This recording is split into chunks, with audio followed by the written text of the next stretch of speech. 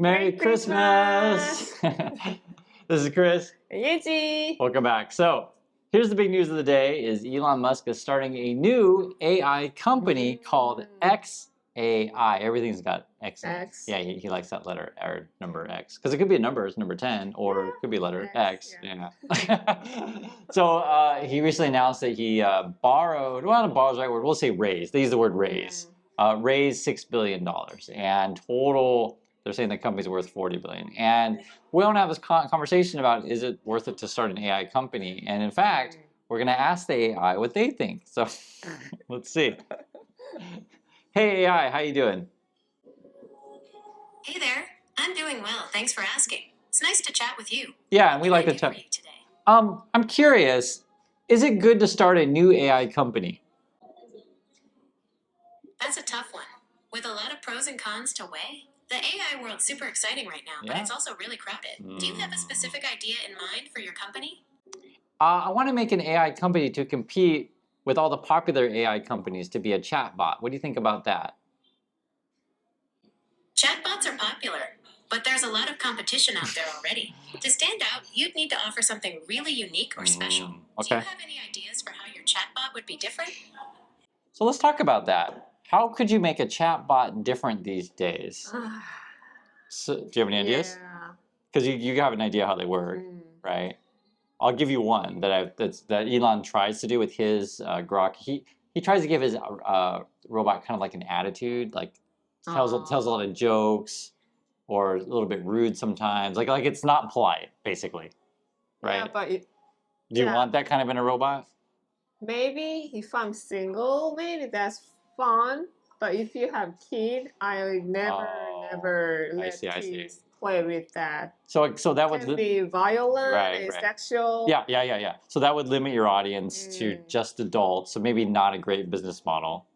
And I'm thinking too, it's kind of annoying because if I ask the robot to do a math problem or something like that, I just want the answer. I don't need it to tell me a joke because it'll slow everything down. So I want to hear it from you guys. So how else could we? Because that's what she said. She said was like, what would make your AI stand out? Maybe if there is I think already there is product, communicate with your pet. Yeah, actually there was an article about that. I didn't read it. We should make a feature, but there was one where it makes your dog talk. Yeah, and I think there is a few software that they translate what your kitty talking, what your dog talking. Yeah. Or like new baby, they're just crying all the time. But translate those kind of pattern. Okay, so how the AIs work these days, it's basically an app on your phone and it has a camera, right? And it'll scan like whatever and it'll tell you like basically a Google search or a Naver search, right? And Naver is a Korean Google. And plus just make them study is human needs to, train them. Clicking something and speak something, But I want to go back to, okay, that's how they study. So then the question would be, let's say you have a kid, do you want to basically give your kids information to the AI? Because I was saying it works on camera, so I'd have to put the camera on my kid's face, basically, or the kid's voice. And then because the idea would be, what is my kid thinking or saying? And then it would compare your kid to all the other kids in the world. And for some people, the English word, we always say creepy. Do you think that's creepy that you're feeding all this information about your kid compared to other? That's how AI works, basically. Do you feel kind of, you wouldn't feel right? Healthy. So you're not comfortable with that? No. And this is something that actually is funny. It's a funny topic, and we'll ask AI some more questions. But I was thinking about this. Actually, no. Let's just ask a question. I heard that Facebook and other social media companies steal our photos to study. Is that true? Yeah, it's true that social media companies use photos to train their AI systems. It's kind of weird, but they say it helps improve things like facial recognition technology.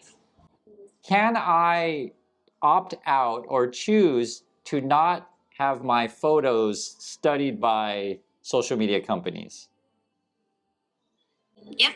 Usually there are settings to control how your photos are used. You might have to dig into the privacy sections of your accounts to find the right toggles.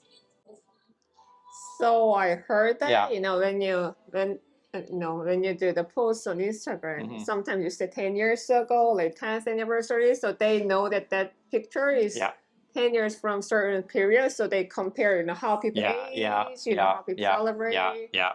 And I've been, for whatever reason, Facebook, it's been just the last month, they've been sending me old messages from like 6 years ago. Remember I showed you the one in LA? Oh, yeah. Because they sent that to me.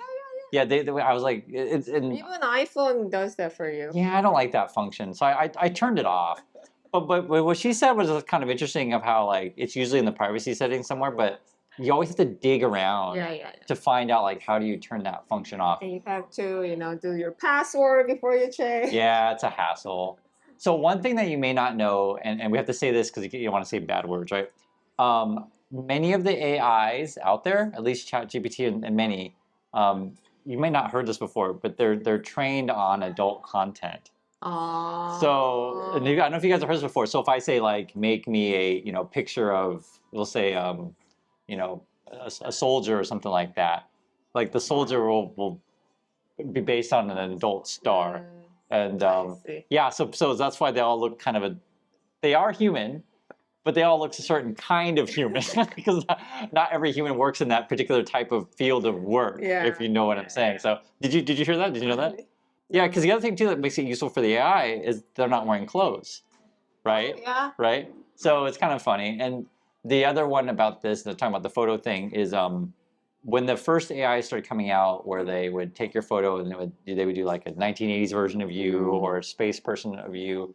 It didn't work very well with Asian faces, because much of the data was coming from not Asian faces. Yeah, did you guys talk about that in your news? No. Yeah, that was all over the news among Asian Americans, like because everyone was putting these cool AI photos on the internet or whatever. Because this is when it first came out, and then we realized, oh shit, or crap, they're stealing all of our photos and stuff. But then also it didn't really work good with Asian faces. So anyway, that's another thing.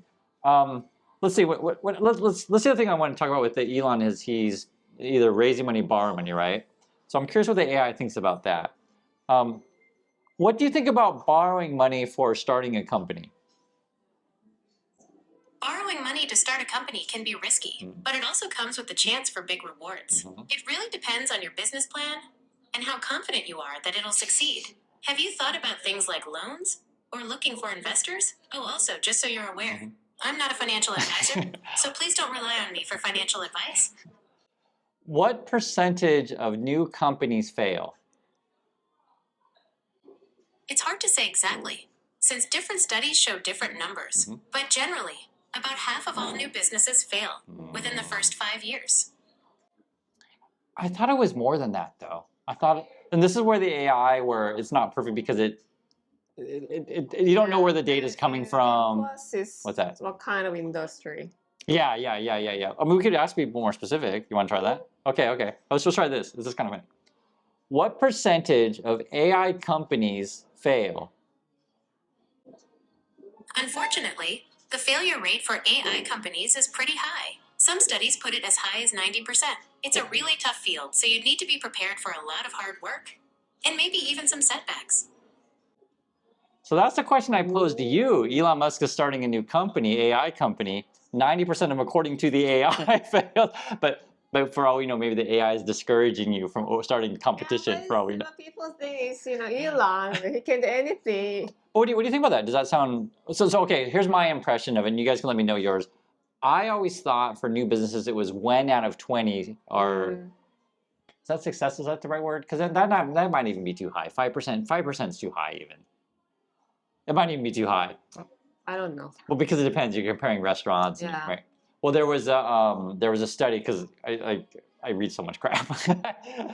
Don't quote me the exact numbers, but basically what it was is there was a venture capitalist person, and they were talking about finding the unicorn company, right? That's what we refer to it. And he gave some crazy number of like 1 out of 100 or 1 out of 1,000. It was some crazy number like that. To be a unicorn. Yeah, so I think the 1 out of 20 may even be way off. I think it's probably way off, but because I know the 90% seems more accurate. And plus, it depends on, AI company are pretty new, but you can, if you ask over 10 years, among 10 years, maybe it's less than that. What was it at? Well, okay, so what was the question you asked? So after, how many percent of the company survive after 10 years? Oh, okay. Well, she said they fail within 5. We want to try 10. Okay. I have another question for you. For an AI company, How many companies survive past 10 years? It's really hard to say exactly for AI companies, but the tech world in general sees a lot of turnover. Even big name companies get disrupted or pivot. So for a young company, it's more about being scrappy and ready to adapt. What does scrappy mean? Being scrappy means being really resourceful and determined, even when things are tough. It's about finding creative ways to get stuff done without a ton of money or resources. Oh, so scrappy is kind of a funny word. Yeah. How to explain it? You don't know this word probably, right? Okay, so how to explain scrappy? Scrappy would be like scraps would be like small amounts, I guess would be one way to describe it. So you would say like scraps of food. So like the crumbs of food. That's how I interpret. There's different ways you can interpret this. But then the idea would be I take a bunch of little pieces and put it together to make something, right? And so like the way she described it would be like a startup culture to where another way we say shoestring budget, like my shoestring. It's like a very thin budget, you know, like you know when we filmed independent movies, right? That kind of world where you know put it together. Anyone who's worked in this environment, you'll know it's really hard because. So it doesn't even give a number. Yeah. No, Elon's gonna obviously he's not gonna necessarily be that kind of thing because he's raising $40 billion. Or well, I think he's raised 12. Okay, how this works is I think he's raised $12 billion, and you never know for sure with Elon. You don't know for sure, but they're valuing the thing to be 40 billion, and so basically he's selling off ownership of his company, right? And then the bet, which is kind of a risky bet, is that they're going to be able to beat OpenAI, who has a huge lead. They're the leader right now, the ChatGPT. They lose like $5 billion a year. Lose. ChatGPT? Yeah, lose. They lose a ton of money. And someone asked the question, why are they losing so much money? Well, I mean, that is the question. That is the question. They're not going to tell you that. My guess would be with all of these AI companies, you have to build these data centers. Would be one. Hard to get the advertising, isn't it? I don't think. And you guys let me know. Does ChatGPT advertise? I don't think. And subscription. Okay. So they first started free, right? And then the idea is you get people to sign up for it. It's $20 a month, but they just added a new subscription. I think the new one's $200 a month. I could look at 200. Yeah, it's really expensive, and I can't. Actually, I'll show you because here's another downfall of these AI things is their information's out of date. So like if I ask it, it won't know. Hey, can you tell me how much ChatGPT is a month? A month is a pretty long stretch of time. It's 30 days if you're talking about a short month like April, and 31 days for long. Okay, that's not right. Try again. Can you tell me how much ChatGPT is for 1 month? Okay, so there's a free version of ChatGPT, but if you want the faster speeds and some of the more advanced features, you'll need to pay for ChatGPT Plus. That one's $20 a month. Yeah, it's out of date. So that's the other negative things about these things is like you have to constantly be feeding it new information. So Google's really good about that. Like the Google search engine, like it has information, and then there's Bing, and then is Naver pretty good? Like if I search for something like immediately, well, is the information like or do you have to go to? Depends on what we're talking about, right? Or depends on who there's a news or not. Right. Yeah. But you gotta search for, you know. And I couldn't tell you how those algorithms work. I'm not an expert in like how does Google catalog all this information quickly. I mean they must track all the news sites there. So here's the pricing.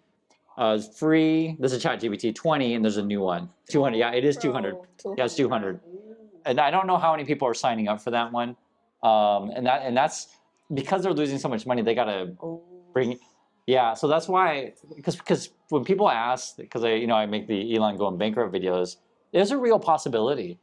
If Tesla fails. Yeah, actually, I think AI is, you can say blue ocean, red ocean, but it's already big company leading, so he's just following them. Right. He's not leading. And he's suing OpenAI to try to catch up.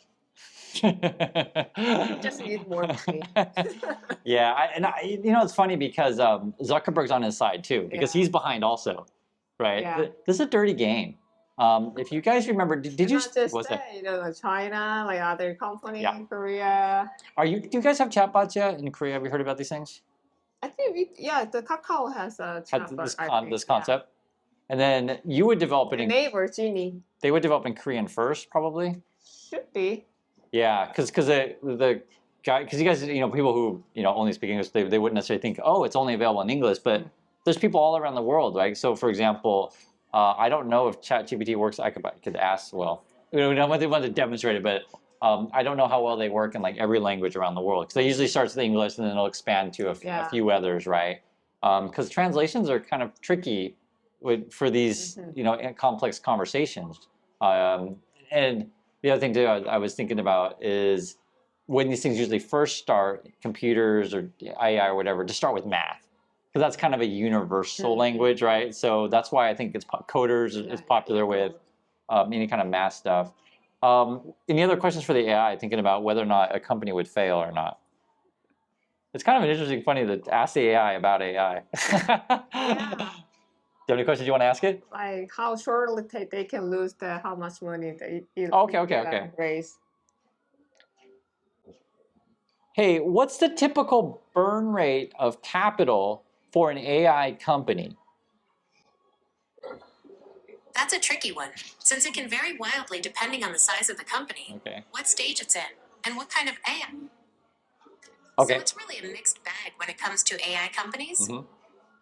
All right, so there's a few things that play into how much money an AI company spends. First, the type of AI they're working on matters. Developing super complex AI that can do things like drive cars or make medical diagnoses costs a ton more than something like a simple chatbot. Also, the stage of the company makes a difference. Early stage startups usually have lower burn rates, since they're just trying to get their product off the ground. More established companies might spend more aggressively to stay ahead of the competition. She actually brought up a good point, because Elon's late in the game, he's got to spend a ton to catch up, right? Because what you need, well, I mean, it should be obvious. You need good people. Yeah. So he's been advertising on his site to like, hey, come work for me. He actually gave a speech. I showed it on my channel, and I'll describe it to you. He rented out like an old office building. I think it was in San Francisco, and it was like the old headquarters of another company. I can't remember which one, but it was one we all know, because they left. And he stood on top of a table, like a coffee table, like a low coffee table. Yeah. And it was telling everyone about space travel and how awesome AI is going to be. And I don't know these days, like, how many people fall for this nonsense. Like, I'm not sure. Plus, Because this is, what's that? But if you're an engineer, anyway, they just move their work at every 3 years, 5 years. And just take the money? Yeah. Yeah, the reason why I mention that is because we're not in early stage Elon, we're in late stage Elon. So, like, the rumors are out, like, what's it like to work with him, what's it like to be with him, that kind of stuff. Take the money if you're an engineer. And that's the question I pose to you guys, is like, would you work for Elon? How many people out there are still?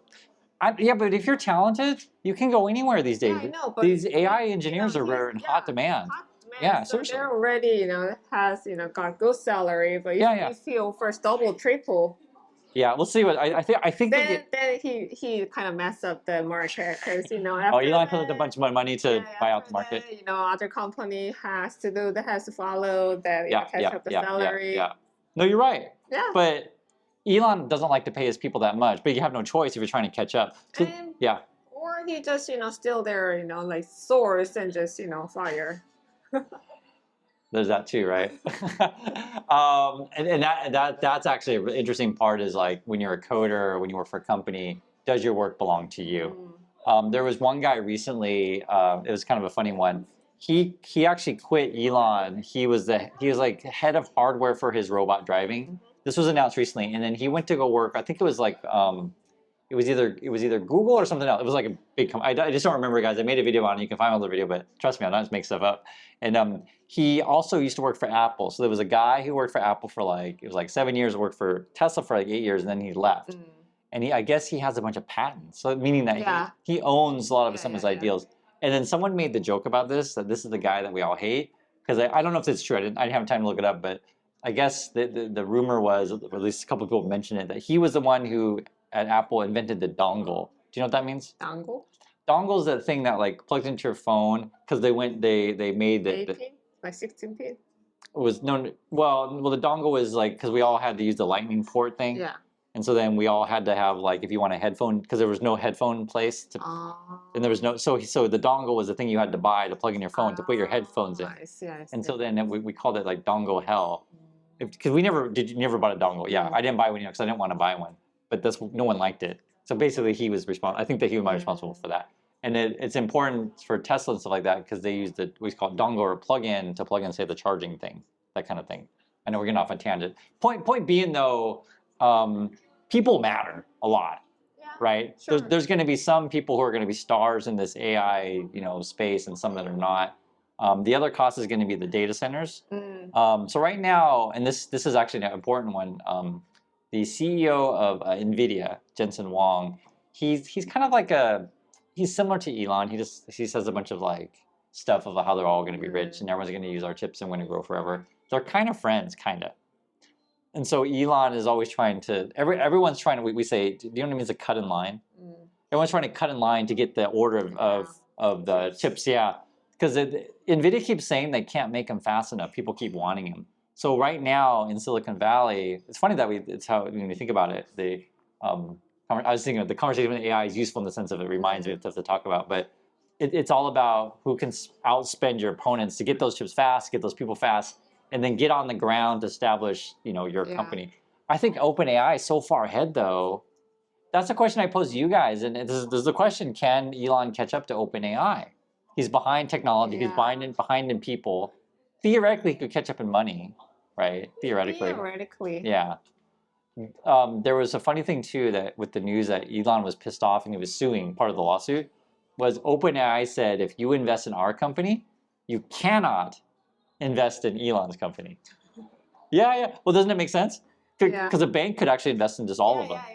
Sure. So they wanted to put that in contract, and Elon, I think he sued. He's like, that's not freedom. That's not, and that's up for lawyers to decide. Yeah. If that, but I don't think there's any reason why that would be illegal. But I don't think so. So that would be like you have to if you invest, you can only invest in me, and not you don't think that in your. No, I don't think so. Yeah, I don't know. I'm not a lawyer. It didn't. Yeah, I don't know, but it didn't seem like illegal to me. But to be fair though, let's say if it was a big company that said like only what was I gonna say like only money can come to us and no one else. Then if the big company's doing it, then it kind of feels like monopoly. So like you guys know what I'm saying? Like you could I think now that I'm talking about you could argue it's not your bank, Just you're talking about other people's money. Why you control, it's not even your money. But that's right. Well, that's what Elon would say, right? Because it's kind of weird to like you can't make contract to make it that no one could. So maybe I'm siding with Elon on this one. I don't know. I'm not a lawyer, but it depends how good of a lawyer you are. So let me see here. It's kind of interesting. What kind of expenses are there to build an AI company? All right, so there's a few big costs to think about when you're starting an AI company. Right. First off, you've got your team, data scientists, engineers, that sort of thing. Salaries for folks with those skills can be really high. Then there's the cost of all that data you need to train your AI on. Depending on what you're working on, that could be a huge expense. And finally, there's the computing power itself. Training complex AI models can gobble up massive amounts of resources. So things like specialized hardware and cloud services add to the bill. The big one right now, and she didn't, I can ask her. It's probably Actually, I'll ask her. How much energy does an AI company like ChatGPT use in 1 hour? It's hard to say exactly without knowing their specific hardware and the exact workload ChatGPT has at any given moment. But generally speaking, large language models like that need a lot of energy. We're talking about massive numbers of servers all running at the same time. Right. Would you like me to try and find some estimates on this? Sure. Can you find estimates? Let's see what I can find. While I can't get the exact number for ChatGPT, I can give you a ballpark figure. It takes a tremendous amount of energy to run these large language models. To give you an idea, training a model similar to GPT-3 is said to produce carbon emissions roughly equal to 5 average cars over their entire lifetimes. So for a smaller task like powering ChatGPT for an hour, it's still going to be a significant amount of energy. Do you want to know about the environmental impact of AI too? No. That's really interesting. So she said, and this is, guys, this is kind of fun. This is kind of like, fun Google. She said the lifetime of 5 cars puts out, was it energy or pollution? Did this say energy or pollution? Did you remember what she said? That was kind of interesting. It's a lot of energy though. The other issue as well is so for Elon's situation, he's building one data center. I think it's Memphis, Tennessee, and I think it might be Austin also. But I know in the Memphis one, you guys can correct me if I'm wrong, but the Memphis situation and is the local people are kind of upset because he might be taking all their power, basically, Yeah. right? And then he made a deal with the local officials to like, can I steal that power? And it was a significant amount. I think it was like 25% of the power in the town. So the reason why that this becomes important is that these people need a lot of power. They also need a lot of water. And you're taking all these resources, and so what they end up doing, they end up going to the poorest places in the USA, and the local people don't really have the resources to fight back because they're poor. So it's just the reality. You're not going to build these things in like the rich person's backyard. So when someone like Elon talks about building all this wealth and stuff like that, just understand it does come at a cost. He and his followers like to say that they can create all this wealth and it's unlimited potential. That's from their point of view. But in this game, not everyone necessarily wins. And I know I'm being more philosophical about this stuff. And they're late.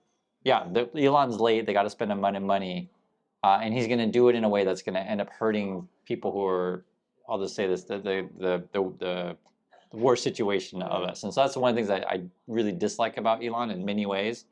And then there's a bunch of other issues that we can talk with like, where does the sourcing come for these things? There's always been concerns of like, say in China, if they're using slave labor to prepare Frank or things like that. So there's a lot of ethical concerns that way. The environmental concerns, be it, we talk about water, air, power, and then also how you make your chips, etc. So anyway, I know we talked about a lot in this episode, but I think it's a fun conversation to see if he's going to be successful and which companies are going to come out of this thing. And we'll keep having this conversation. If you guys have any questions or thoughts, please try to put them in the comments, and we'll address them next video, and we'll keep talking this talk, right? Okay, so thanks for watching, everyone, and we'll catch you next time. So, bye.